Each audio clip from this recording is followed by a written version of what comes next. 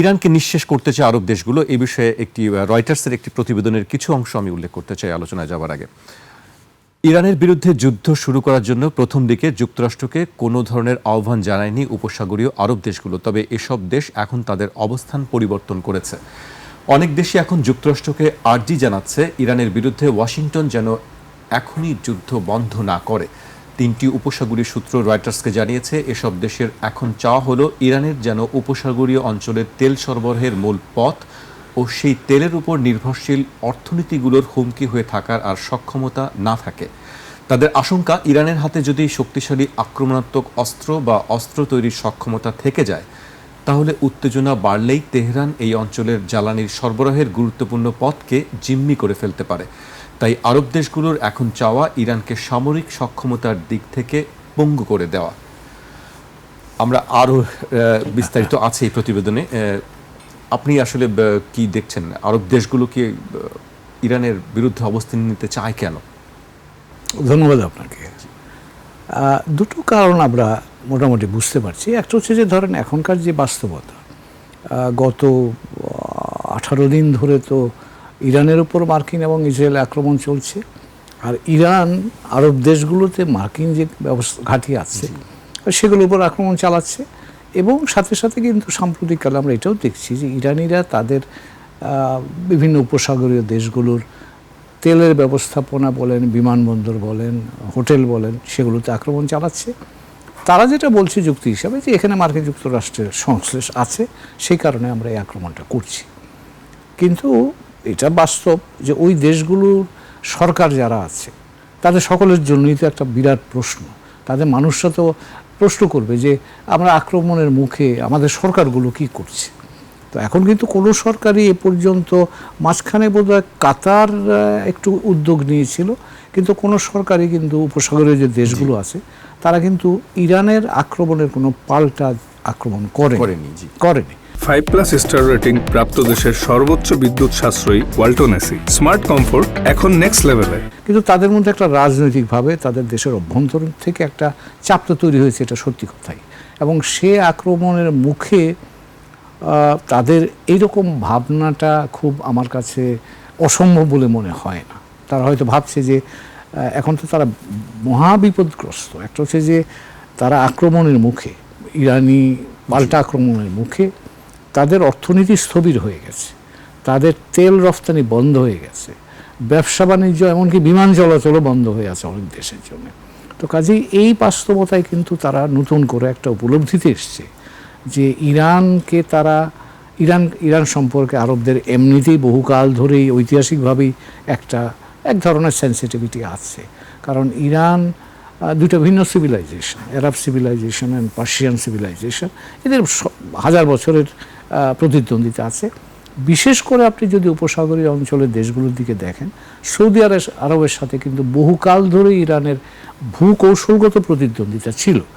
গত বছর দুয়েক আগে চীনের দুতিয়ালিতে ইরান এবং সৌদি আরব কূটনৈতিক সম্পর্ক প্রতিষ্ঠা করে একটা নূতন সহযোগিতার বাতাবরণ সৃষ্টি করতে চেয়েছিল। এবং আমরা তো এটা জানি যে ইরানের বিরুদ্ধে আপনি বিভিন্ন ধরনের স্যাংশন যেগুলো হয় সেগুলোতেও কিন্তু মোটামুটি দেশগুলো, আরব দেশগুলো, উপসাগরীয় দেশগুলো পশ্চিমাদের সাথেই তারা থাকে। এবং পশ্চিমারা কিন্তু, এবং তারা নিজেদের নিরাপত্তার জন্যে এই মার্কিন যুক্তরাষ্ট্র ঘাঁটি দিয়ে তাদের মধ্যে এই ধরনের একটা ধারণা জন্মেছিল যে তারা ইরানের বিরুদ্ধে, ইরানকে তারা প্রধানত তাদের প্রতিদ্বন্দ্বী হিসেবে মনে করেছিল যে এর মধ্যে দিয়ে তারা নিরাপদ বোধ করবে। এখন এই গত 17-18 দিনে তো বোঝা গেছে যে মার্কিন যুক্তরাষ্ট্র তো নিরাপদ নয়ই, ওই দেশগুলোরও নিরাপত্তা এখন মার্কিন যুক্তরাষ্ট্র নিশ্চিত করতে পারছে না। তো কাজেই এখনকার বাস্তবতা যদি বলেন, সেই প্রেক্ষাপটে আরব দেশগুলো এই ধরনের একটা চিন্তা করা অমূলক মনে হয় না। এবং ঐতিহাসিকভাবে যদি আমরা দেখি তাহলেও সেটা আমার কাছে মনে হয় যে এখন যেহেতু তারা আক্রমণের মুখে, তারা তাদের অতীতে গিয়ে চিন্তা করছে পারস্য উপসাগর বা পারস্যের দেশের সাথে তাদের সম্পর্ক কেমন ছিল।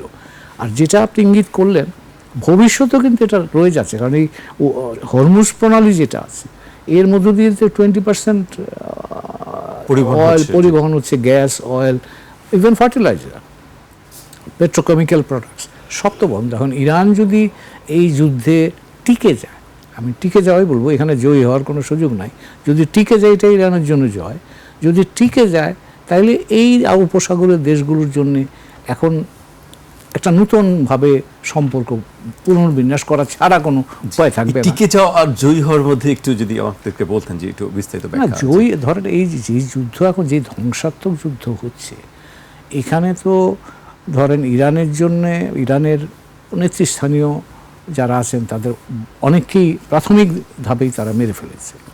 ইরানের বিভিন্ন স্থাপনাগুলো ধ্বংস করছে। গত জুন মাসে একবার আক্রমণ হয়েছে, এখন আরেকবার আক্রমণ হচ্ছে, এবং সবশেষ যৌথ আজকে যে আক্রমণ। একটি তথ্য দিল যে 12,000 স্থাপনা ধ্বংস করা হয়ে গেছে। এক্স্যাক্টলি, এবং আজকে আপনি ধরেন প্রায় 1300-1400-র উপর লোক মারা গেছে। তো কাজেই ইরানের জন্য এটা একটা ভয়ঙ্কর ক্ষতি হচ্ছে, এবং মার্কিন যুক্তরাষ্ট্র এবং ইসরায়েলের তিনটা উদ্দেশ্য নিয়ে তারা শুরু করেছিল।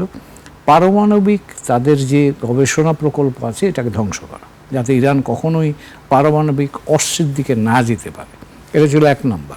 2 নম্বর ছিল তাদের মিসাইল যেগুলো ইনফ্রাস্ট্রাকচার আছে সেটাকে নষ্ট করে দেয়া, এবং তৃতীয় ছিল যারা তাদেরকে বলা হয় তাদের বন্ধু, যেমন হেজবুল্লাহ, হামাস, এগুলো আপনি লক্ষ্য করবেন এই ইরানে ঘটনার পাশাপাশি কিন্তু গতকাল ইসরায়েলও লেবাননে হেজবুল্লাহ বিরুদ্ধে ল্যান্ড অপারেশন শুরু করেছে। প্রতিদিনই বিমান তারা থেকে তো বিমান আক্রমণ থেকে strike করছে। করছেই।